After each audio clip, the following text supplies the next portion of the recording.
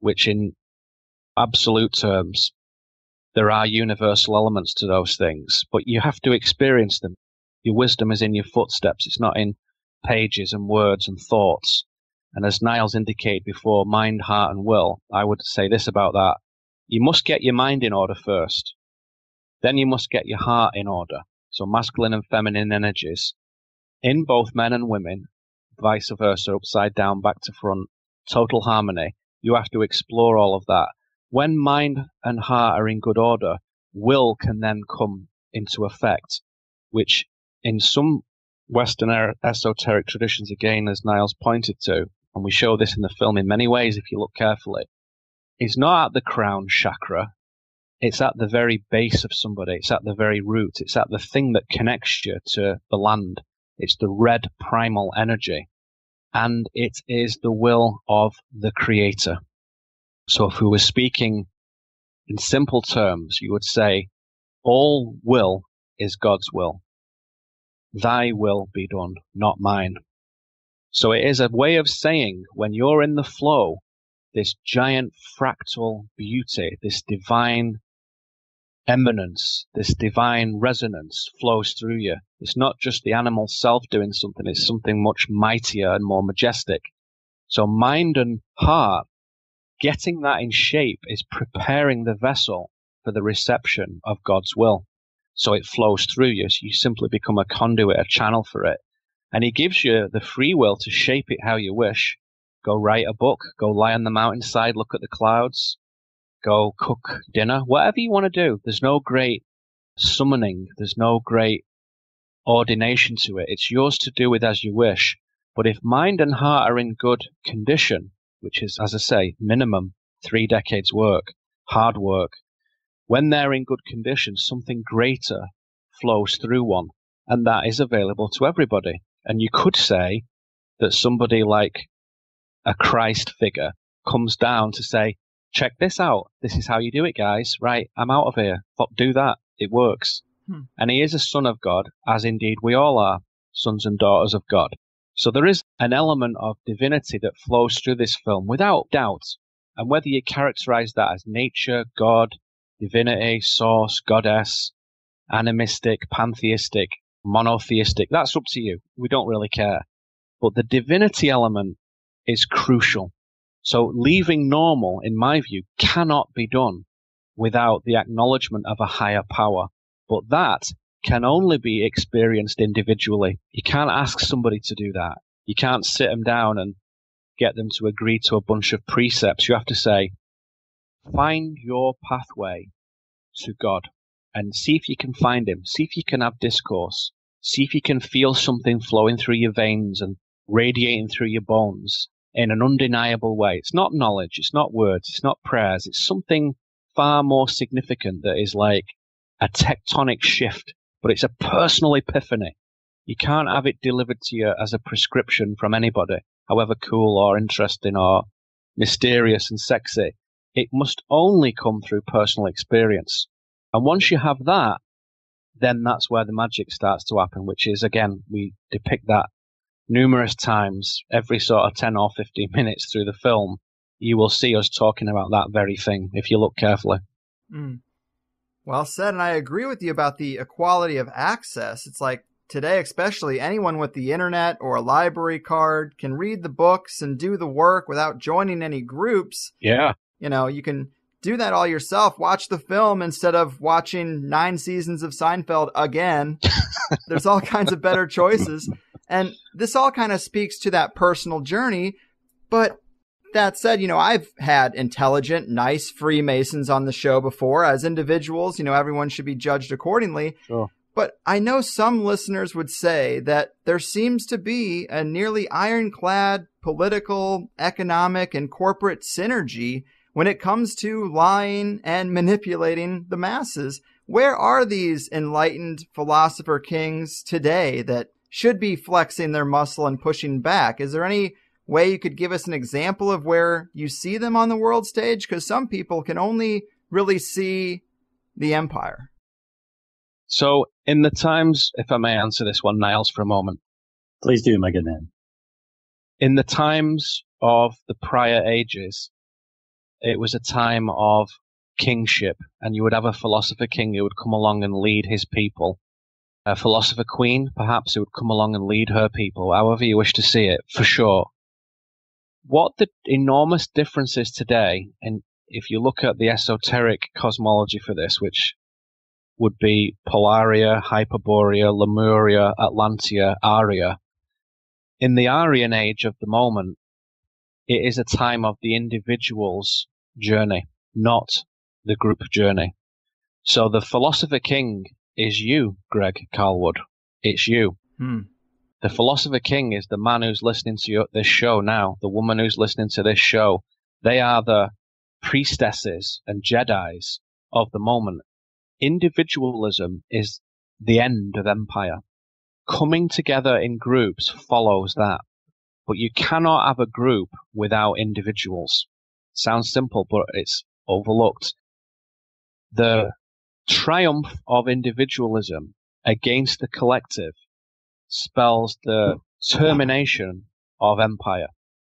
So the access to the information, the access to the journey, the freedom for anybody to choose how to live is there. And it's there really for the first time in many, many, many, many centuries. So I see now that the impulse, the invitation is for the individual to engage with the mystery. And when they do, to a certain threshold, I can tell you for sure that groups arise, secret orders, until empire's gone, they will always be secret, who constantly, while everyone else is sleeping, while everyone else is doing whatever, are working to destroy empire. I know many of those groups, I see them all the time, but the only people who are going to know about that are people who've reached that level of awareness in themselves. Once they do, those groups will find you. Interesting, for sure. And in terms of the personal journey and how to maybe even recognize that there is a path of divine mystery that we can even get to, maybe this is a question for Niles, but psychedelics can be one way to shock your system out of normalcy. What are your thoughts on where shamanism and entheogens come in? I've talked to a few people about transformative experiences that they've had. I've talked about mine ad nauseum here, but I still think when a person has a breakthrough experience, it's hard to plug back into the matrix, wouldn't you say? Yeah, absolutely. I mean, all my psychedelic experiences have been very life-changing and positive. And, I take great pleasure and cherish those experiences. And I agree with the McKinnon perspective that entheogens have a profound ability to show somebody something in a very short, powerful time rather than sitting on the ashram for 30 years meditating. So that immediacy of them is very powerful, especially if they're done in right respect in a proper shamanic container like you referenced, Greg. So ultimately, though, when you do get to a certain level, I'm not saying that you leave entheogens behind or you don't have any sort of endogenous tryptamine experiences, but you will get to the point where you are able to do as much in life endogenously in interesting ways through various ritual or practices. So there's a beauty to entheogens kind of helping wake people up a little bit if they are in a proper mental state to be able to receive them. Again, back to the eyes to see and ears to hear, and have the willingness to want to heal themselves, because ultimately, as we are all in a profoundly sick culture, it's no measure to be aligned with that, as the Krishnamurti quote says. So if you're willing to kind of unplug yourself and see that there's more to offer than meets the eye, and you can turn the circuit board of reality over and see something, get a little preview of that, I think that the entheogenic and psychedelic perspective is beautiful for just kind of giving people that little peek through the window behind the veil. And then we can carry those things into our lives. And what's so important about the psychedelic experience is, what do you do with your life when you bring it back, right? And a lot of people in the entheogenic and psychedelic communities are having just as many problems as people in kind of other standard operating realities. I get really encouraged when I've met people that have had some entheogenic or psychedelic experiences and have done them well, and then are also working on themselves in their day-to-day life, and not just one or the other. There's balance in everything. And that's when I really start being energized and excited, when I get to have the pleasure of being around folks like that. If I can just add one thing to that as well, Greg. I'm writing a lot of cool words down, and Niles just used another cool word, endogenous, right? That made me think about your point before, Greg, about where are the philosopher kings, where's the great nations of awesomeness, and how can we team up or whatever, perhaps. Endogenous just simply meaning from within, arising from within. So if your spiritual power is endogenous, it means that you're conjuring it from your own internal flame. That's what we're doing at the moment. Indigenous is when it's from a nation, when it's from the soil, from the land, from the character of a people. Endogenous must come before indigenous. When you then have a group of people who from their own private inner flame have found great power and clarity and moral strength and excellence, when they then come together, that then imprints onto the land. And then you've got an indigenous spiritual community for the first time. I've never seen that yet because I know that we're still in the phase of individualization. We each have that shard of the creator within us, and we're asked to radiate it. You can't do that under the aegis of some other power. You have to do it yourself. But there's only a very small critical mass of people who need to do that for it to work. I definitely subscribe to the idea that you don't need 7 billion awakened humans to make a good Earth. You need about, let's pick a random number out of the Bible, 144,000. That's it, period. You only need that tiny remnant of extraordinary, lucid, super cool, awesome people. And that's it. Then suddenly empire's finished. So you need 144,000 lucid individuals, and it's game over, and we're back to utopia. Thank you. And when you say before having a culture that has this endogenous before indigenous mindset, I mean, we referenced the Eleusinian mysteries in the film. And at that point in time, I mean, that was an example of something like that, right? Where there's 2,000 plus years of a practice of initiating people into something that was at that time very likely called the Kaikion, which was thought to be either an ergot barley beer with a rye that had psychedelic properties, or perhaps maybe even I've heard speculation of a psychedelic honey. But that's an example of beautiful example, Niles. Thank you. Yeah, look at that in the film, guys. The Elysian mysteries that Niles is talking about, or Eleusinian mysteries. Yeah, Eleusinian. Yeah.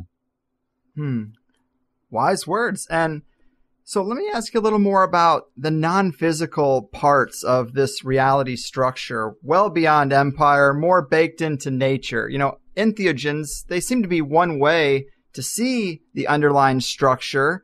And that's kind of what's so powerful about them, because nobody taught us that that was there. And then you break through and you see that that's a major lie. And there's a whole hidden realm here that could possibly be explored. Maybe that's step one on the path for a lot of people. But on this show, we hear a lot of stories about people who've received some type of direct download from somewhere else. You know, call it the spirit world or a non-physical dimension. Francis Crick, Nikola Tesla, Maria Orsic. And this is a really persistent thing, usually with bright minds who are suppressed by the empire. I think psychedelics have that same quality for people. They plug us in to this non-material realm of knowledge. And when we get back here, we feel like we learned something, but it tends to get quite slippery. Whoever wants to take this one, what can you tell us about maybe your mapping of the spiritual dimension and the best way to interact with it and get the most out of exploring it? Well, I'll begin with that, if I may, Niles. Again, I would say with great respect is an initiatory journey that takes many decades to fully understand and embrace. My own understanding of the initiatory structure is that it equips people to explore different realms. It does many things, but that's one of them. For the probationer, as you might say, or the neophyte, the newcomer, the neophyte growth or plant, for the new person on a path, and by new, I don't mean someone who's just begun it. I mean, that's where their understanding is. So I meet many people who say, oh, yes, I've been on this path for 75 years now. I've been doing this way before you were born. And they're a complete moron. And they're a moron through choice, not because they're ill-equipped, but because they've found that there is sanctuary in the escape of the new age, which is what most people stop at, 7 steps to happiness and all that kind of thing. But for the person who is seriously interested, they see that real strength, real power, and the lucidity necessary to explore the other, let's say, dimensions of reality comes through their own transformation. So the old mental structures, the old emotional shutdown cannot transport one into the fourth, fifth, sixth, seventh dimensions, as you might say. You can't do it. So your vessel for the reception of divinity and your vessel for your own transportation through different realms is your mind and your heart. And if you can find equilibrium, then you can do a lot of stuff.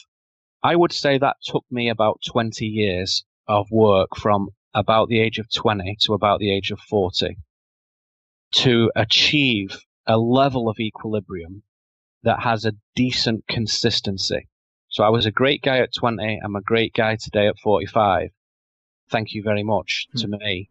But the bit in the middle is about the consistency of that equilibrium. So when I meet a great adept, a great woman of substance, a great man of substance, what stands out is the embodiment of that equilibrium, a tremendous power. And I'd say just in modern cultural terms, it's like the sort of real life Jedi master, a real supreme woman who stands there with this delicious sort of combination of ultimate humbleness and humility and gentleness, and yet this total ferocious power that's just there at the click of the fingers.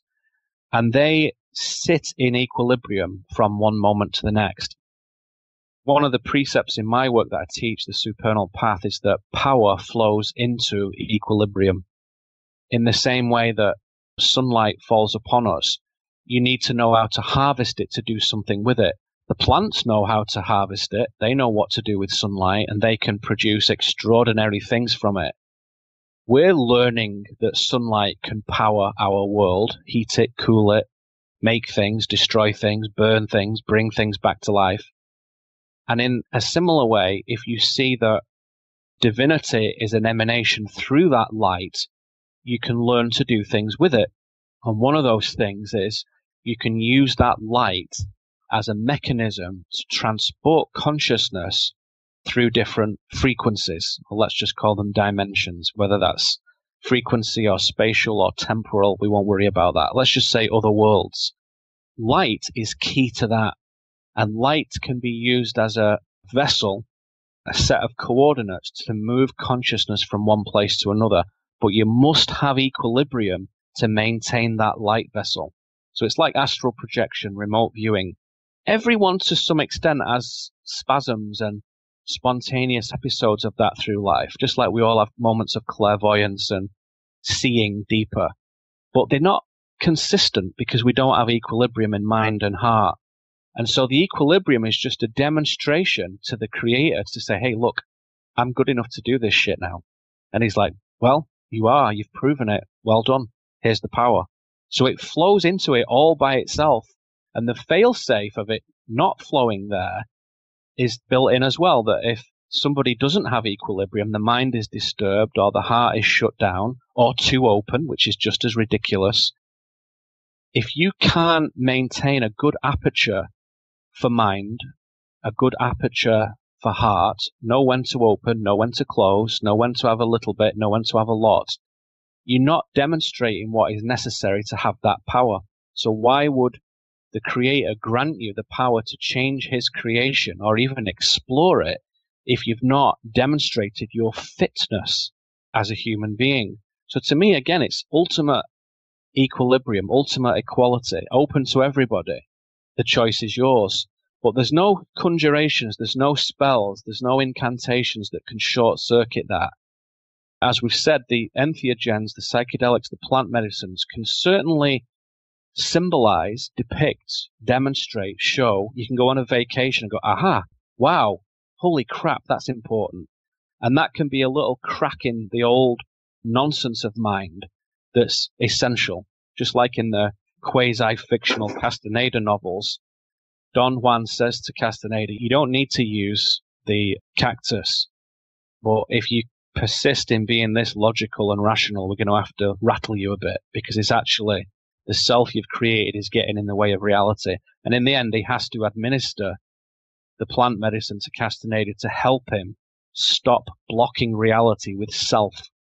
So they certainly have a role to play, but you can do it 100% organic with nothing from your own, use the word again, your own endogenous chemistry for sure. And it really is all about your attainment level, right? Because how much you know and how much you've actually developed self and transmuted yourself internally with that kind of inner fire for change is how much you're going to get out of an experience shown back at you. So like Neil said, if your ego is just out of whack, or if you're just somebody that's on stage talking shit and not really actually doing stuff to develop yourself, you're not actually in search of doing what is truly authentic in terms of a real spiritual development, or walking the yellow brick path of a alchemical inner transformation or transmutation. I mean, ultimately, you can't fill a vessel with spiritual light if they're a dumbass, right? So it's like you get back what you put in. Divine light is ultimately, or that gnosis from the divine is ultimately you seeing more of your higher self and being able to access your higher self, which is a spiritual guide that is not something outside of you, but is a way of embracing and then connecting up to your higher self, which is, this non-corporeal higher vibrational density. And I would add one thing to that again, if I may. Niles keeps saying things that keep making me think of other things. So do just interrupt me and tell me to shut up if we're going off the page too much. But that's all good. Thank you. This might be of interest to you listeners. On that point that Niles is making, it makes me realize that when we are talking about, going back to your original question, Greg, people have transmissions, they have downloads from the magical realms, somebody somewhere, some intelligence, some dimension.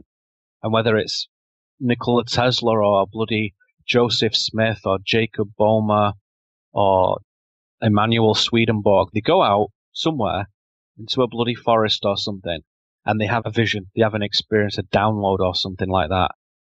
And people email me every day and say, how can I tell the difference between someone who really has had that happen to them today and talks about it, and someone who claims that's happened and talks about it, and I can't tell the difference? How is that? How can we tell the difference between the real deal and the charlatan? And there's a very, very simple answer to that, which is embodiment. That doesn't happen, as Niles said, to dumbasses, to stupid people. So if you see a web page that says, here is the great so-and-so, and they have the transmission and they're channeling this magnificent entity, and there's this extraordinary information coming, and you can sit before this man or sit before this woman who will channel and show you and share their vision or whatever. And pay them a lot of money. Pay them money and all this. And you say, wow, that's quite a claim. Immediately for me, that would be a bit of a red flag, because channeled material generally is for the individual, period. The second thing I would say is, all right, well, let's give them the benefit of the doubt. It might be an extraordinary set of circumstances where transmission to a wider audience is appropriate. Let's take a look at that. Go and look at the person. Look at the man. Look at the woman.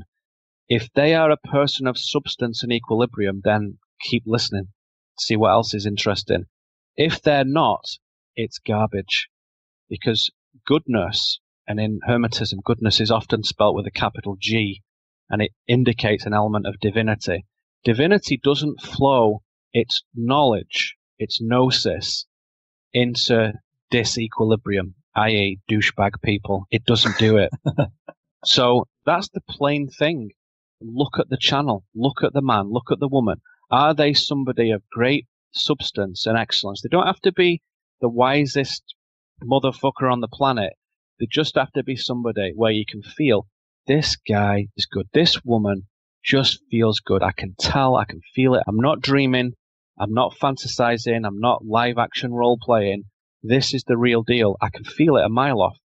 As I say, when I've had the occasion in my life, on a dozen occasions perhaps, to sit in the presence of a man or a woman who have great adepthood in their attainment, I can feel it a mile off. The way I would describe that feeling is graceful power. It's very, very understated, but it's very, very potent. And that's, to me, is unmistakable. Almost like a parallel would be sexual attraction. You can't bullshit it. It's either there or it's not. You can't pretend it. It's a very chemical reaction. And when I've sat occasionally with channels where somebody said, come and look at this woman, come and look at this guy, it's always been bullshit. Always. Again, it's going back to the individual saying, be your own authority. Don't take anybody else's word for it. Don't fall for the fancy web pages and the posters and the testimonials from other retards. Go and sit with the person, give them the benefit of the doubt if you feel strongly about it, and look at the person. Forget the knowledge, forget the data transmission, examine the individual, and everything is crystal clear.